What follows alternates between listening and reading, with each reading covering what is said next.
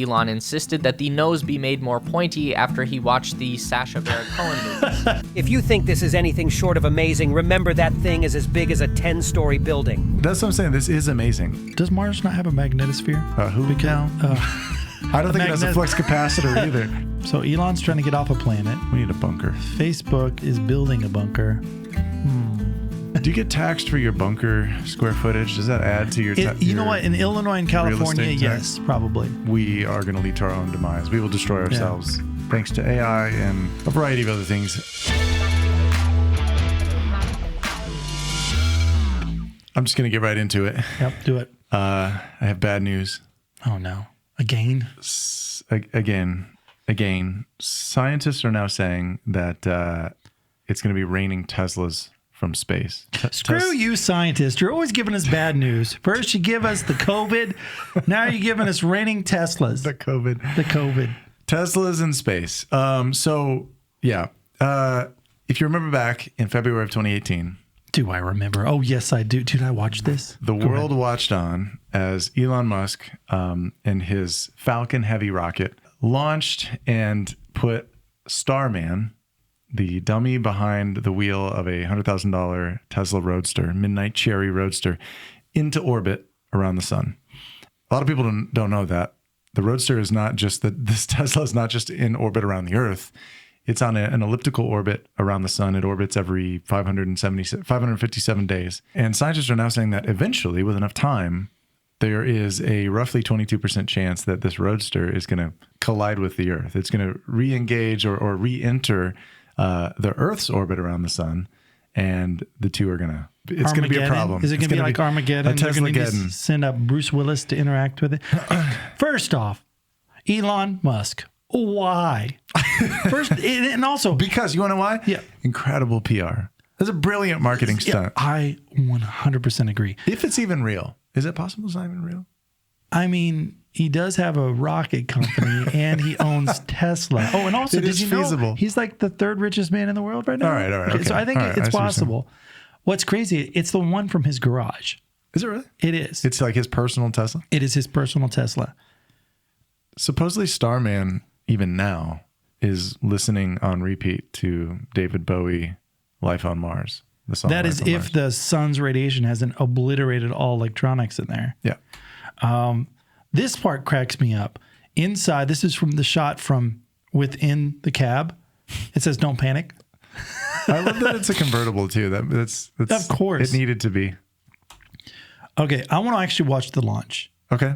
Elon Musk, I mean, everybody knows who he is, but he's basically a 12-year-old's, like, what a 12-year-old would do if he had billions and billions of dollars. Yeah. He's like, I'm going to start a rocket company, and I'm going to make cars go real fast. I'm going to have a lot of kids from a lot of women. He's like, he's just... Apparently he's like kind of redneck too. I'm just, whatever. He did strap his car on a rocket and send it up in outer space. Yeah, actually everything he does is a little bit redneck. A little bit. He doesn't... Flamethrowers, yeah. Yeah, he's... Yeah. Explosive. So he knows how. His PR is so good. They don't actually pay for advertisement. Yeah. Tesla doesn't. I don't even think they have marketing people. Like none of his companies have marketing people. It's so brilliant. Let's watch this. I just want to watch the launch from the beginning. This is what, 2018? Yeah. 4, 3. This is the fastest rocket since the shuttle program. You know, they're sending someone to space. You think they could have stabilized that camera a bit. Gosh, that is a big rocket. They're not sending anyone to space, just Starman. They don't need to stabilize. Right. No, I know, but I'm just saying for the viewer. There's the song. We'll have to mute the song, you guys, because we'll get copywritten strict. Look how fast it's going.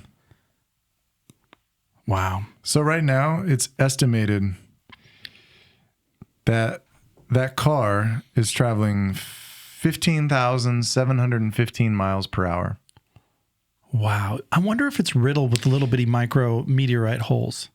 Probably. It's also getting 25,000 miles per gallon.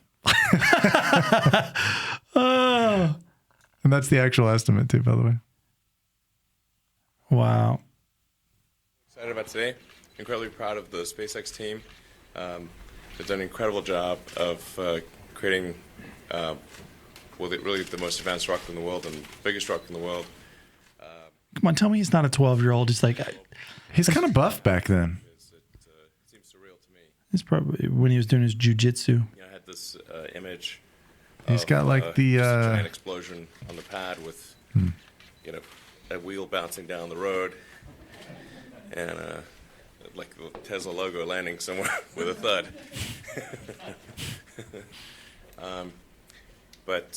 he just described basically like Unfortunately, Acme that's not what- cartoons Yes. too. You're right. He's a 12-year-old boy. I'm telling you. But so he was on all the questions that I have, like why? And obviously you said marketing, but he was talking on Joe Rogan about this, and I haven't seen this whole clip, so I'm gonna just watch it real quick. When we did the Falcon Heavy test flight, normally when aerospace companies do like a rocket test flight, they put something boring on, like a concrete block, because they don't want to risk an expensive satellite. And so I was like, well, we got to do something that's not very inspiring. This concrete block's one of the least inspiring things you could do. So I was talking to a friend of mine, and he said, hey, well, what about putting a Tesla on that? And I was like, hey, that sounds like a good idea. And then I go into my garage. I'll put that one in there.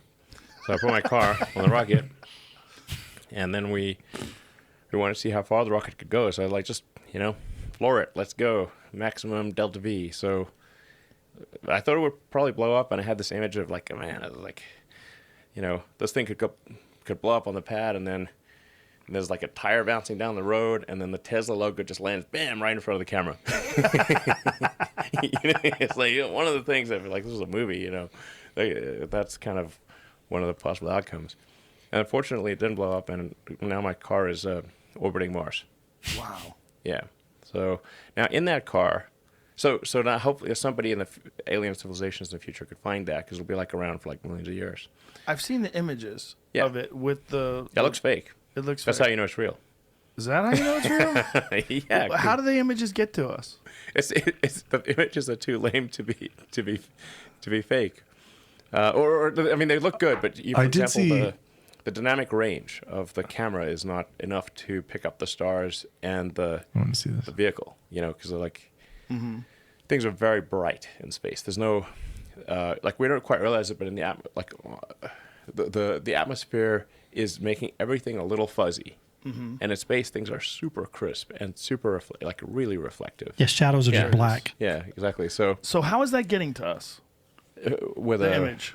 yeah, with a radio. Wow. I did see some sort of like slow pan around the car at one point. I saw on a video, and I was like, how did they get that? So he explains it right now. Megapixel or something like that. So like an old flip phone. Yeah.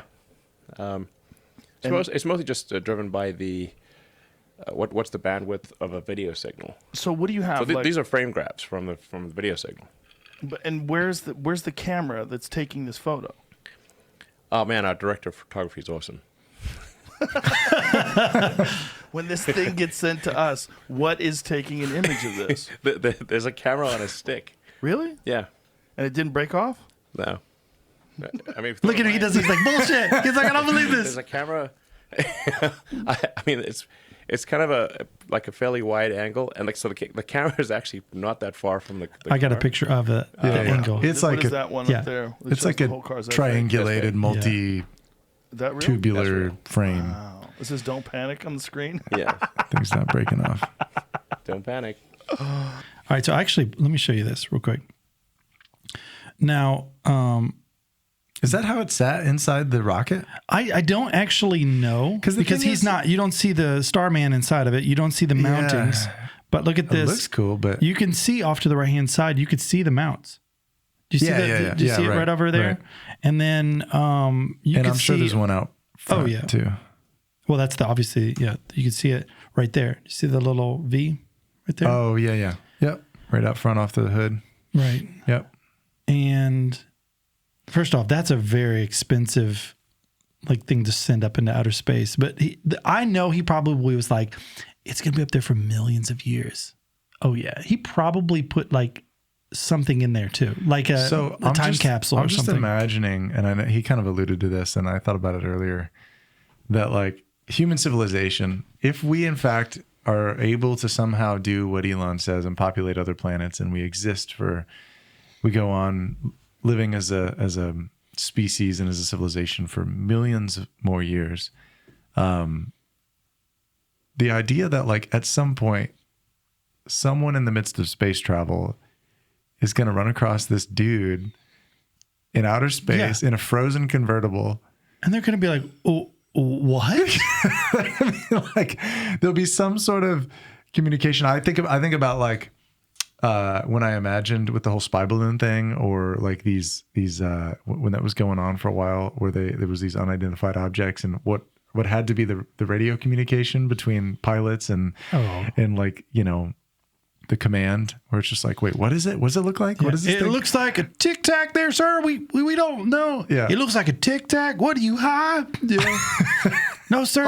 always redneck. Sorry. I want you to interpret something in like a British voice. A British accent. Yeah. Everything's proper. And a bottle of water. That's like redneck British, what you just did though. That's Cockney.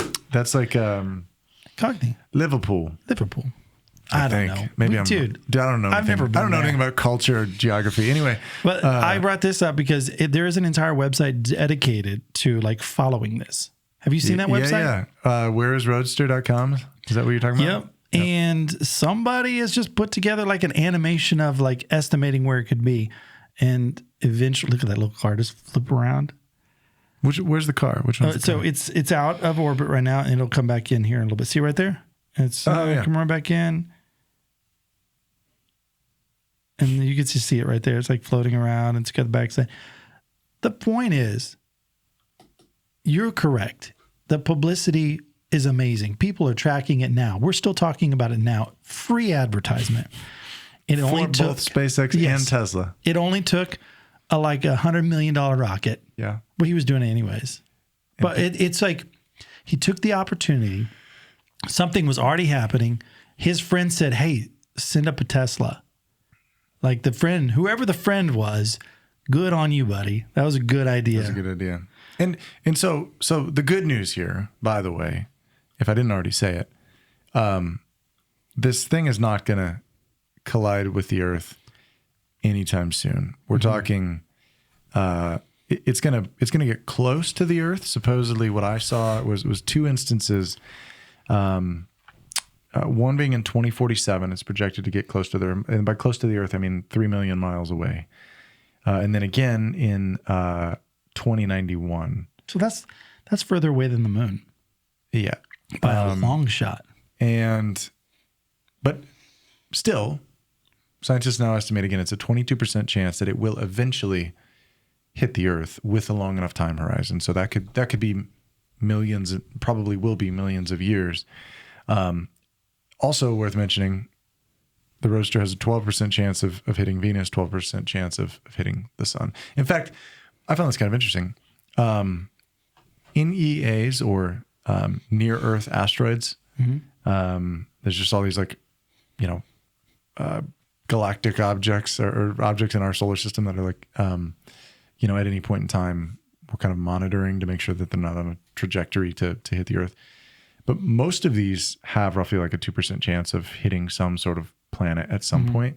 But there's a large portion of them actually that end up just as they sort of do some sort of orbit or like elliptical orbit around our solar system, eventually many of them find themselves swallowed up by the sun. Like they eventually, that orbit starts to kind of like, it's not like if you imagine like circling a drain. Sure. Eventually they kind of start getting pulled into the sun itself, and they just obviously get burnt up. Do you ever have a moment when you're looking up in outer space and being like, there's no And I see protection. a convertible going by. People actually have time lapse of like the twinkle as it went out. It's like flipping. Yeah. But like there's no real protection against an asteroid coming and just wiping out civilization. And Elon Musk, that's one of the reasons why he's like, we got to be a multi-planetary species, because like the dinosaurs were here, now they're not. Yeah. And we have proof all over the world of these gigantic holes where asteroids the size of a Buick came down and wiped out most of an entire like continent. And it's just like, here we are just on this blue ball, just willy-nilly on Instagram and TikTok, worried about the most mundane things. And sometimes I walk out at night and I'm just like, oh my gosh. It's if terrifying. you let it, Dude, it can suddenly get sometimes. super overwhelming. Yep. And you're just like, and I don't even smoke weed. So like people talk about like sometimes you get paranoid, on weed.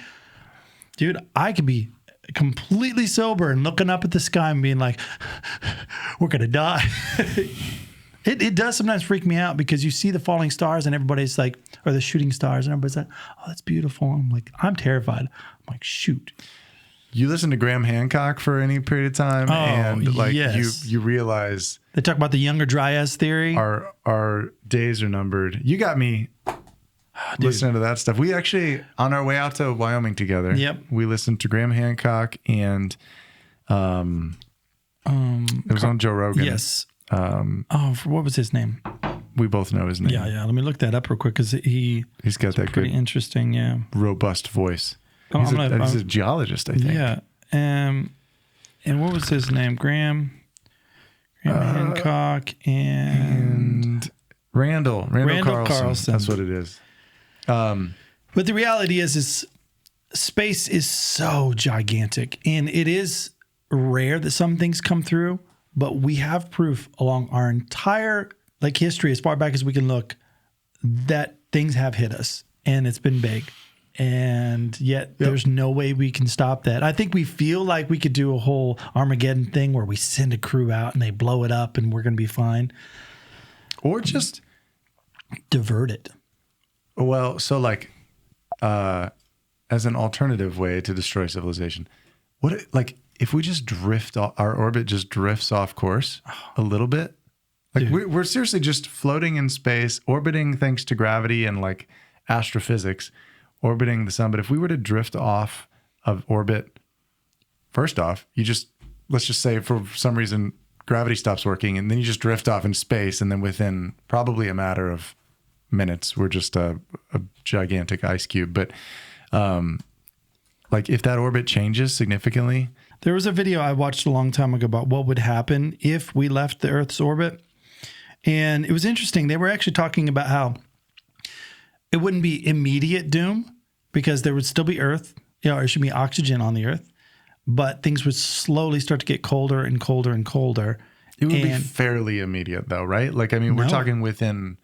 Because the Earth has heat within it. No, but I mean within hours or days, right?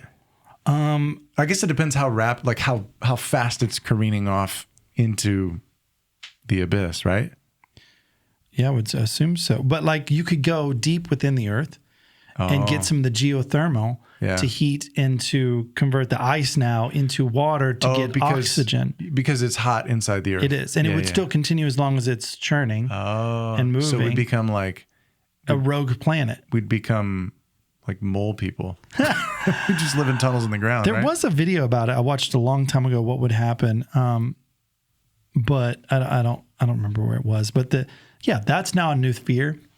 I don't know if it's going to happen anytime soon. But do you ever wonder is that what's going on in Mars or some of these other planets where we don't see any type of sign of life or civilization on the surface of the planet? If you think about put it totally in reverse. Mm-hmm.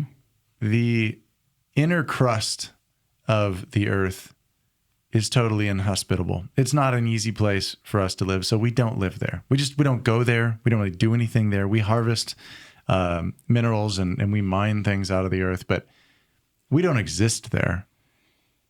If you flip that around 180 degrees and we think, well, living on the outside within the atmosphere of Jupiter, totally inhospitable. There's gigantic, enormous storms, cyclones hundreds of miles wide. It's just, you can't live on the surface of that planet, but you could probably live within it, potentially.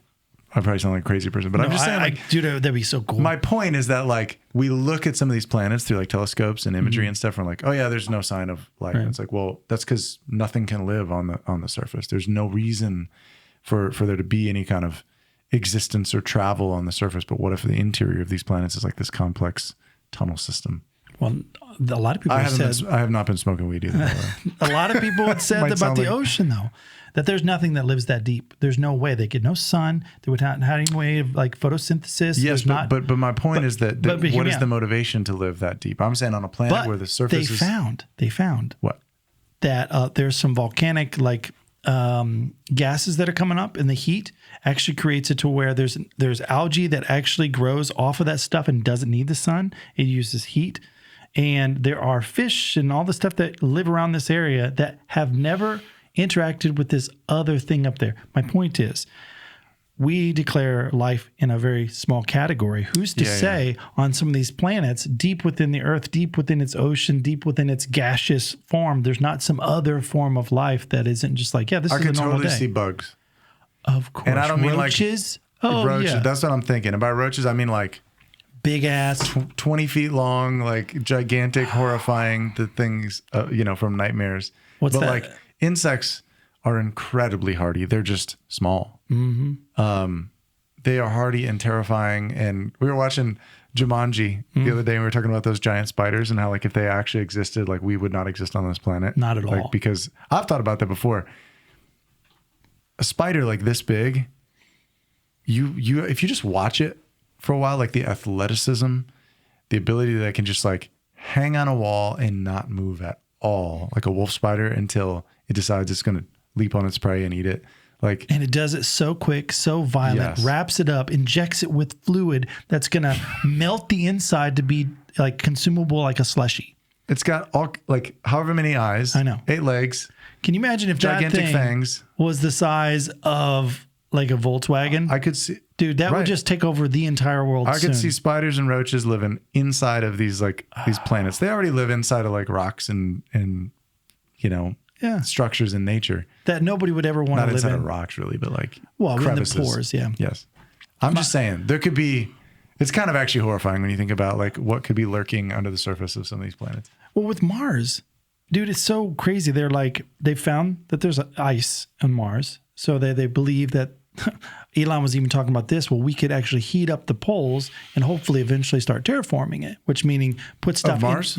put something in the atmosphere so that eventually there could be a, not breathable, but maybe more of because they don't have a lot of atmosphere. So there's not a lot to slow it down.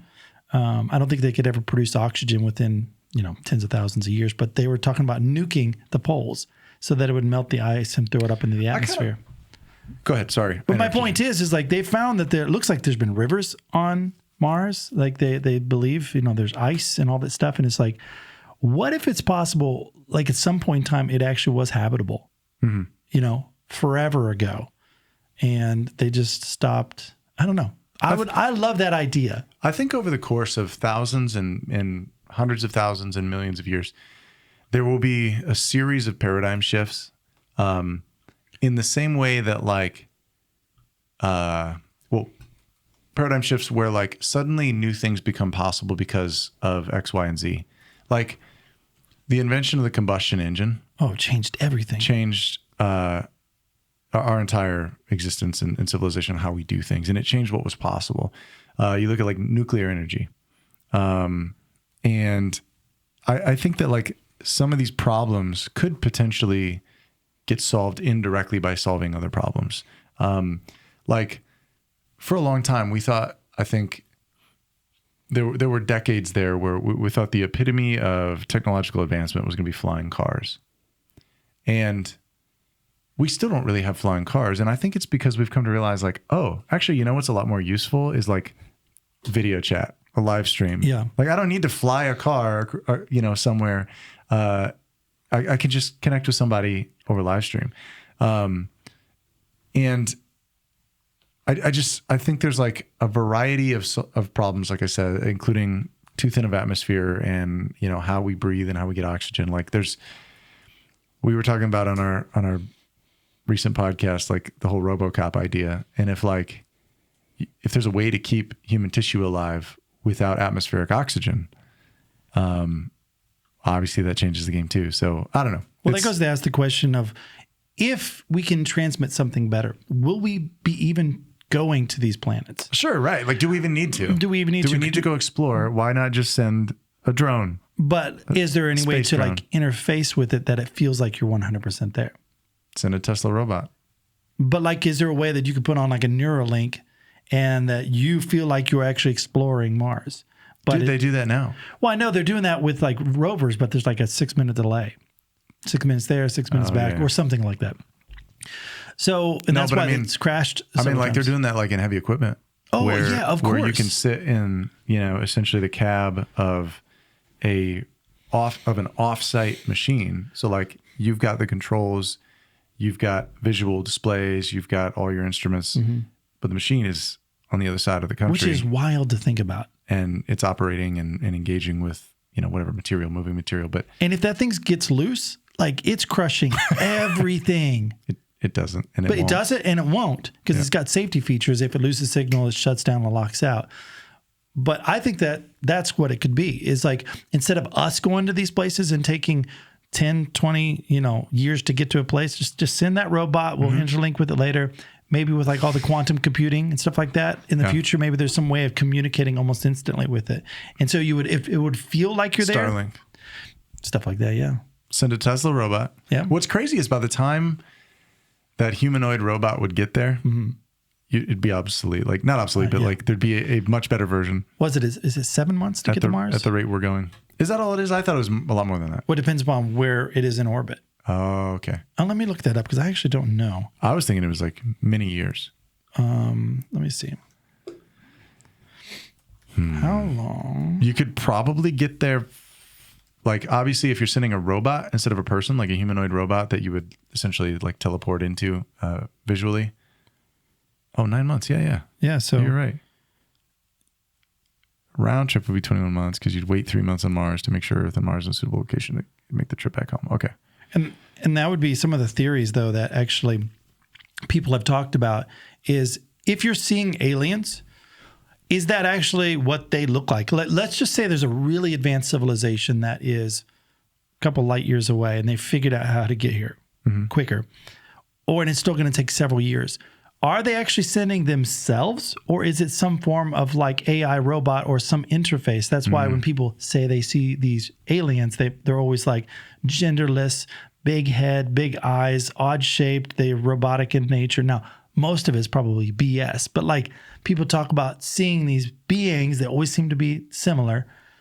Is that actually an alien, or is it just a robot in a sense? It's just a biomechanical robot. I mean, again, that makes more sense. Makes a ton of sense. And it's interesting you brought it up because, when I think about, again, the way that science and technology is going, why would we ever send humans? We don't do that in the ocean. We send underwater drones, little like remote control mini subs. People will go. People will go in these like small submarines. Tragically, yes, they'll go. Yeah, but now, like in war, we're using drones, to see what's going on in whatever location. Why wouldn't we in outer space, the most inhospitable place? Why wouldn't we send, a robot instead of a person? Can you look something up? Because you talk about 7 months to get to Mars. I'm curious how long it took Christopher Columbus to get to America. Because 7 months seems like a long time to travel in today's day and age with how small the world is now. But you think about like the Oregon Trail, you think about like the old days of truly exploring and migrating and traveling as 2 months and 9 days. So 2 months and 9 days without running water, without a proper place to poop, food that was fresh, unless you had fish. 2 months and 9 days that they had to live. I think the idea if you send people to Mars for that 7 month journey, I think the thought is they would be in like hypersleep, right? Isn't that how people talk I don't think they can do that now.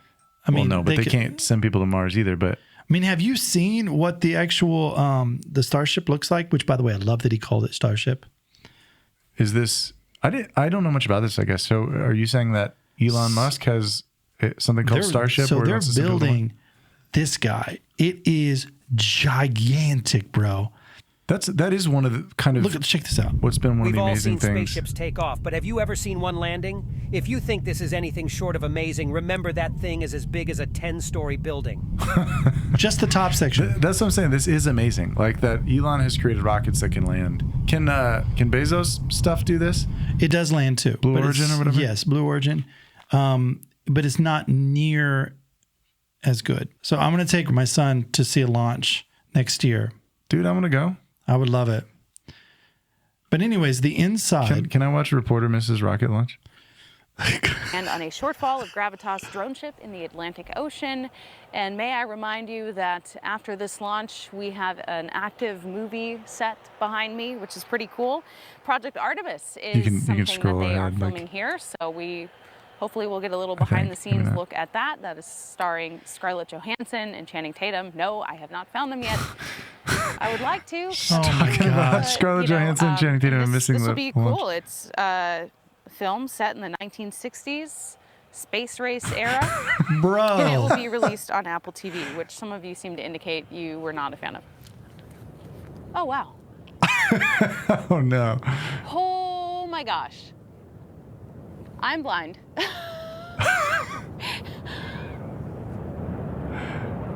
That's embarrassing.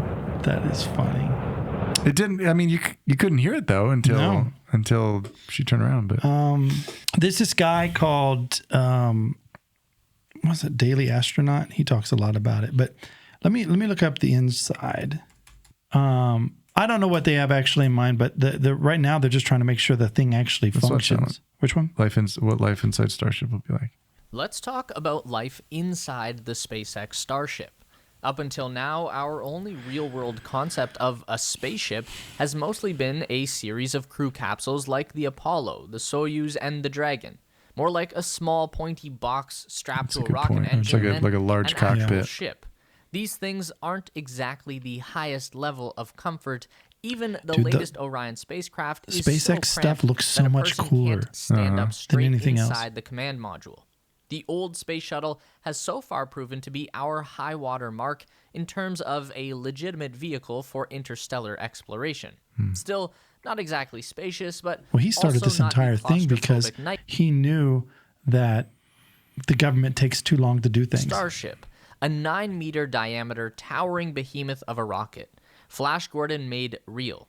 This is the vessel that Elon Musk promises will ferry thousands of people on a 6-month journey from the Earth to a colony on Mars, which is a fantastical idea in theory. But 6 months is a very long time to spend in a metal box, hurtling through the vast emptiness of interplanetary space, even if it's a very large metal box. So, we have some pretty high expectations about the environment inside that starship, and here's what we think it might look like. Obviously, we've got a pretty wide field of reference for what the inside of a spaceship could be. The Starship Enterprise managed to hook up crew members with their own luxury condos to ride out the multi-year galactic trek, while something more utilitarian like the Millennium Falcon envisioned a janky patchwork of tubes and cabins fit for a space pirate. This is a good analysis. Ideally, the SpaceX Starship would fall somewhere in the middle. Not exactly the peak of comfort, but room and amenities enough to stave off claustrophobia for a trip to Mars and back. Don't you know they're going to be using a lot of VR? Crew size. Oh, sure. Probably Yeah, the that's a great idea. People to The bring best on a VR there Starship is. flight. Yeah.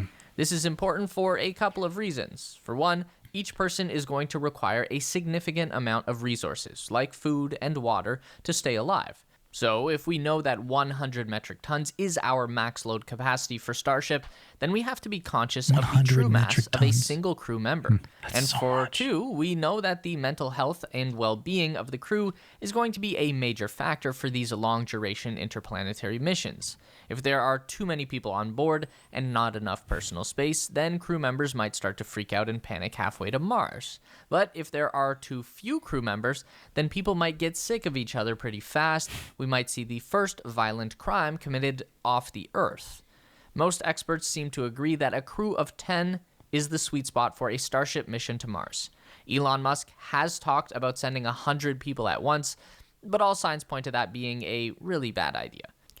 The full size of the current Starship is 50 meters in length by 9 meters in diameter, and that tapers to a point at the nose. Apparently, Elon insisted that the nose be made more pointy after he watched the Sacha Baron Cohen movie, The Dictator. So that shaves off a bit of interior volume because I believe it. He's 12. I swear. Luckily, there's still plenty Look of how space big to work. that is. Obviously, Bro. the lower portion of the Starship is going to be occupied by rocket stuff, at least 6 Raptor engines that might be upgraded to 9 by the first crewed Mars flight, 3 sea-level engines for landing Look how burn, little they and look, 6 but vacuum in real life engines to they're push off from low gigantic. Earth orbit and set course for the stars. Above that is going to be massive propellant tanks necessary to make that happen, and that section is going to be capped off by something called a common dome.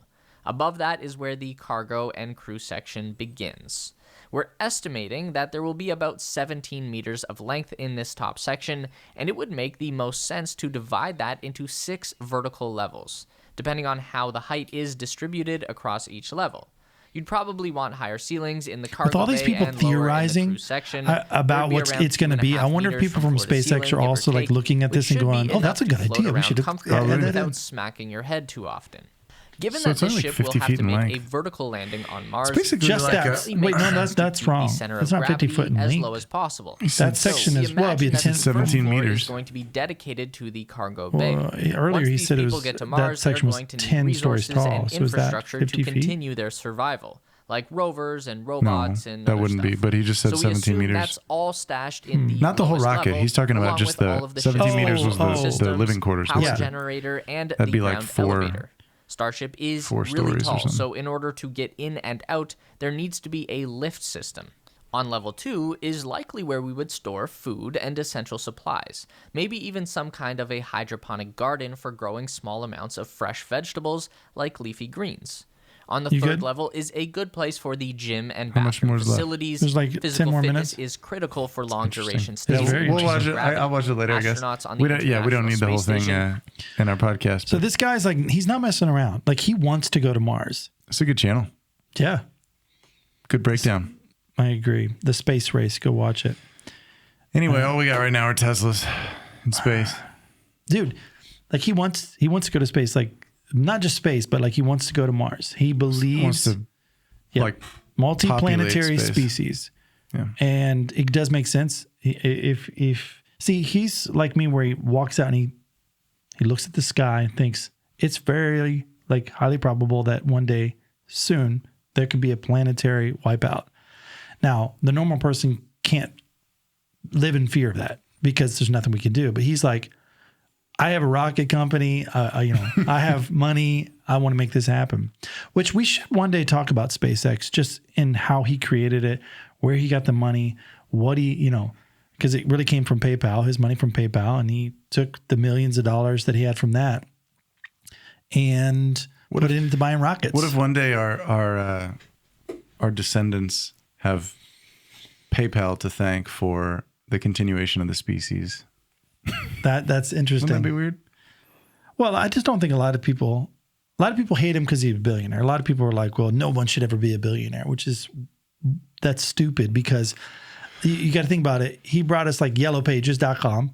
Then he brought like PayPal, and then he sold those, made many, many millionaires. He took his money, then went and started making rockets to get into outer space.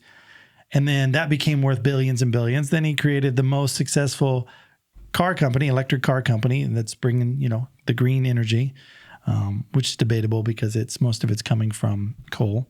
But anyways, and it made him worth hundreds of billions of dollars worth the stock, We'll see how much his wealth goes up once he starts like mining these other planets and asteroids. And all those things. Trillions. Yeah. Some of those asteroids that they're finding up there that are full of like rare earth elements in just a big giant like 10-mile ball of iron ore and platinum and palladium. Is that a one? Is that a real one, or is that just like unobtainium from Unobtainium. yeah. No, I think it's real. Is it palladium? Yeah, I'm sure it is. Unobtainium. Elon, you're doing cool stuff, man. Adamantium. Adamantium. Is that It's Wolverine's bones. Wolverine? Yeah. I don't think that's real either. Wait, is Wolverine real or is he? Of course he is. Oh, okay. Of course he is. That really happened, right? Yeah, it really happened. I saw it on the internet, so it's real. He just goes He just goes by Hugh. Like I assume that Hugh Jackman actually is Wolverine course. and that he really is that way. Yeah. And he just tries to be an actor to fit in. And when he was on The Greatest Showman, it was really hard for him to keep the blades. He kept stabbing people. Yeah. That's you don't ever like do a fist bump with him. Never do a no, don't do it. All right, this really went off the rails. I agree. I mean, what did we even start off talking about? We're seriously at this point, we're just like a Tesla just hurtling through space now. Oh, that's what we're talking about. I mean, if I had the capability of doing that, I would do something like that. Here's the big irony. Okay, so 22% chance of this Tesla that's flying through space actually coming back and hitting the Earth. What if... Is that the destruction of the Earth? Is that the reason? So like you got the guy who's trying to save civilization by getting us off the planet, but what if he's causing the impetus for us to like actually leave? He's like, it's going to hit the poles. We got to get out of here. It's his convertible roadster that's hurtling back towards us and is going to destroy our planet. So now we got to get out of here. I wonder if it'd be cheaper just to spend more money trying to deflect those things instead of trying to get to another planet. Nah. That's the thing is like, like a couple years ago, there was something that came really close to the Earth. I mean, mind you, millions of miles away, but all the scientists were like, whoa, where did that one come from? I think what scared me more wasn't that something like an asteroid came that close to Earth. It was that the scientist was like, where did that come from? Right. We didn't know. We assume that everybody's up there just watching always. Well, yeah, we sort of overestimate our capabilities, but, yeah, supposedly, like if things are approaching us from the sun, it's actually not uncommon to not be able to see it, right? Because it's very difficult to see like celestial bodies that are within close proximity to the sun because it's just so blinding. But so they can kind of be hidden as they approach, which is scary. But that's I mean, that's the argument for getting us out of here. So you'd be on board if I had no children, or let's just say by some random reason they're grown and it seemed pretty safe. 100% I would go. So if I was not married, if they said, hey, there's like a 50-50 chance that you will die on going to this mission, I'm telling you 100% I would sign up for it. To be the first people on Mars, to have the opportunity of like being born on one planet and then dying on another one, even if it's 10 years from now or whatever it would be, that shit would be dope and I would go down in history. You think they have immigration on Mars? Border Patrol? Customs and immigration? Eventually, probably. So here's the thing. Would you not though? Sorry. Here's my problem with this whole idea of civilization going to Mars. It becomes a logistical problem because would you rather stay on Earth? Like, so here's the thing. Let's say we realize there's a planet ending object coming towards Earth. There's no way that we could ever have enough rockets, build enough rockets to get everybody off the planet. Right. That just wouldn't happen. You're talking about billions of people. They're talking about transporting in that rocket 10 at a time. So the idea of like in a short span, which even if we know years ahead of time, the idea of getting everybody in existence who wants to go, it's going to be people with money first off. It's going to be people that can pay. Like that's a problem. On top of that, so like you would solve the problem maybe by saying, well, like let's just start now and just like start populating and getting people to Mars. But then the idea of being on Mars with none of the technology that we have here on Earth to observe our planet and, you know, potentially launch a missile up and like deflect something or whatever, like you're sort of sitting duck on Mars. So if you attempt to sort of like roll the dice and be like, well, I'd rather just go now and be on Mars. Well, it's like, well, you're actually sort of much more exposed. You're sticking your neck out there even further, in my opinion. Because does Mars not have a magnetosphere? Now? I don't think it has a flux capacitor either. Magnetosphere. I believe it's because they believe the core is not active, that it doesn't have the magnetism. It doesn't have the protection from radiation that Earth does. Okay. which causes like the aurora borealis, which is the magnetosphere. Am I way off? Am I really? I feel really stupid. We need to stop talking about scientific I feel things. stupid because I don't know what you're saying. Magnetosphere. I think that's from like the Marvel movies. No, I'm pretty certain that that's a thing. I think you're probably right. I'm just. So there is our atmosphere, which, because it's obviously air molecules and gases within our atmosphere that when something hits it hits it with such friction it actually breaks it up. But there's the magnetosphere, which is part of the Infinity Stones. Stop. I need to stop talking about something I don't know what I'm talking about. I think there's one ring to rule them all as well, as long as we're at it. So like, just to put that out there. Wow, unobtainium. Unobtainium. Yeah, if we get enough of that, we'll be fine. So my point is though, like I don't understand like how Mars is really that much better than like we know we can live here pretty well compared to Mars, which is like a giant red desert. And we have all the means to observe and potentially protect ourselves from incoming objects here on Earth.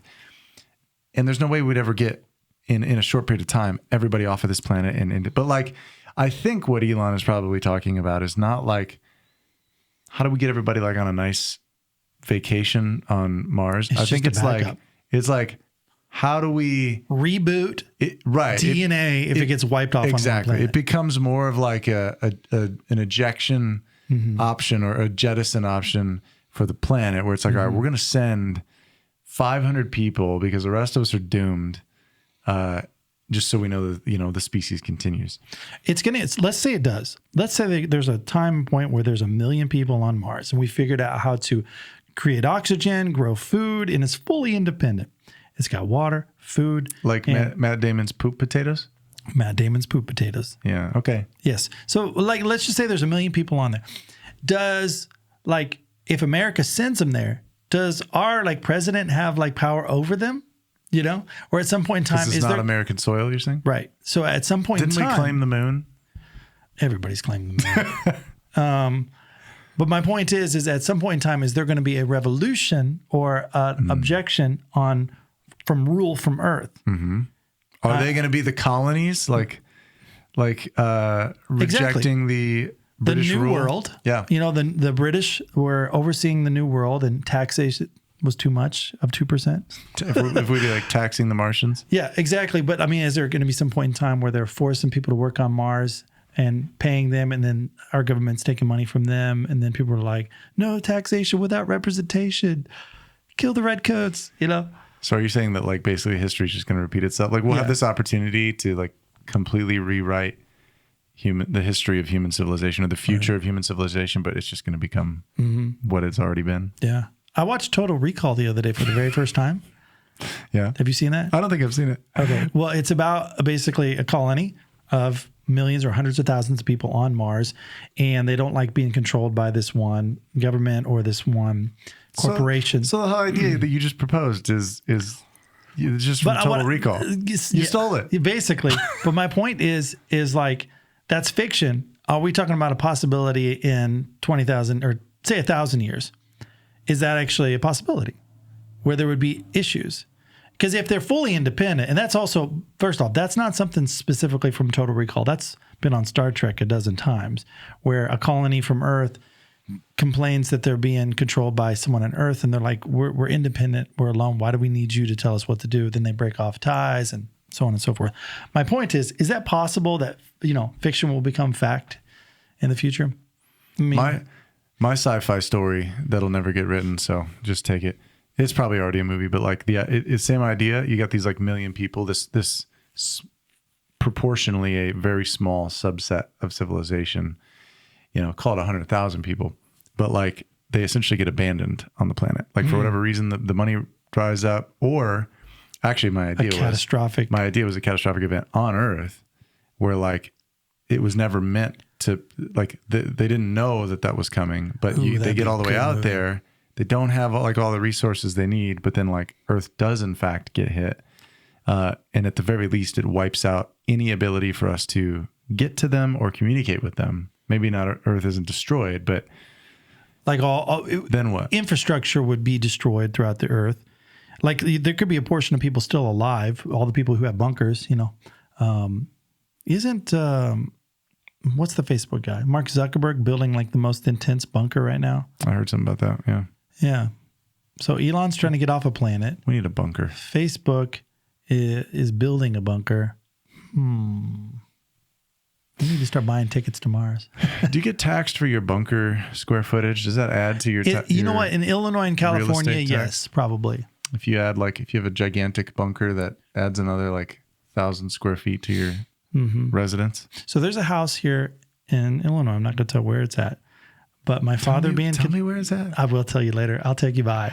Oh, good. It's because it's not very far. It's about 45 minutes away from here. Okay. But my father was in charge of repairing a damage in this house. A damage? It was a pretty big damage. So it had to do with. Why are you saying it like that? That is weird to say it that way. Damage? So there was, the foundation was cracking pretty bad in one particular area, and it had to do with just how the house was framed. It was framed wrong. Was And put too much because there was a pressure. giant bunker below it. Yes. So there was a hidden area that had to do where you kind of popped a mirror out, and it had access to a full basement down there. And then from that basement, there was a tunnel going off to another section. I'll give you more details later. Okay. Another building off of it. But I, as an adult, look back and be like, I don't think this guy wanted to pay property tax, because he had the simple house on top and then really nice basement, and then it connected through a tunnel to another area. And it's just like, oh, he didn't want to pay property tax. The tax, person come in. He's brilliant. Yeah. But just whole access to another area downstairs. You know, people are doing that all over there. I want to do that. Yeah. No, that's a closet. Sir, there's 3,000 more square feet over here. I could see it from the outside. No. It's only a 2,700 square foot home. That'd actually be a big home. So probably 1,000 square foot home. All right. Well, we've talked for almost an hour about Tesla bots being And the end of the world. It is. Or not. Dude, I think AI is going to rock the world before meteorites can hit us.